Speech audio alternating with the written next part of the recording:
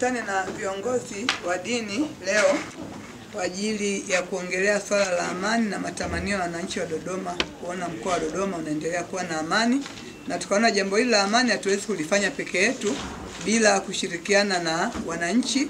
Lakini tunajua wananchi hawa wengi wao sisi tukiwaita wananchi, upande wa pili kule wanaitwa waumini.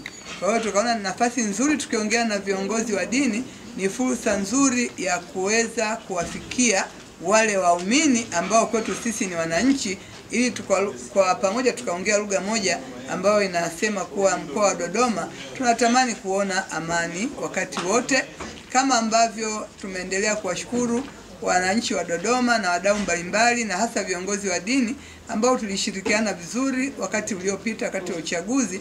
Kwa Dodoma uliendelea kuvuka kwa amani, lakini pia tunatamani pia matukio mbalimbali yaliyoko mbele yetu mkoa wetu wa Dodoma uendelee kuwa na amani. Kwa hiyo kikao kimekuwa ni kizuri ambacho sisi kama wananchi wa mkoa wa Dodoma kwa kushirikiana na serikali na viongozi wetu wa dini, kila mtu ameonyesha matamanio yake, kila mtu ameonyesha dhamira yake, kila mtu ameonyesha utashi wa kutamani kuona amani, na viongozi wa dini kwa umoja wao wameahidi kuwa wataendelea kuhubiri amani katika taasisi zao za dini.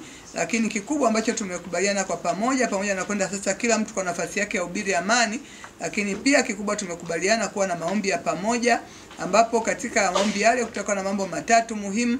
La kwanza itakuwa ni kumshukuru Mwenyezi Mungu pia kwa kutuvusha tarehe 29 na nyakati nyingine zote Dodoma imeendelea kustawi, kukua na kuwa na maendeleo, lakini pia kuomba rehema. Lakini jambo la tatu kubwa ni kuendelea kumwomba Mwenyezi Mungu pia atupe amani mkoa wa Dodoma. Tunafahamu mkoa huu unayo malengo makubwa, ni makao makuu ya nchi. Kuna mipango mingi ya maendeleo ya kiserikali ambayo yote inahitaji tuwe na amani ili tuweze kuyafanya maendeleo hayo na tuweze kuyaona. Kwa na mimi niendelee kutoa wito na shime kwa wananchi wa Dodoma, amani ya mkoa wetu ndio mustakabali muhimu wa maendeleo ya mkoa wa Dodoma. Babu, bahati nzuri tumeacha timu ndogo iendelee kuyaratibu, kwa hiyo tutajua baadaye timu kuratibu ni lini na nafanyika kwa mtindo gani, na tutatangazia wananchi, kwa sababu tutatamani siku hiyo kila mtu awe katika maombi hayo.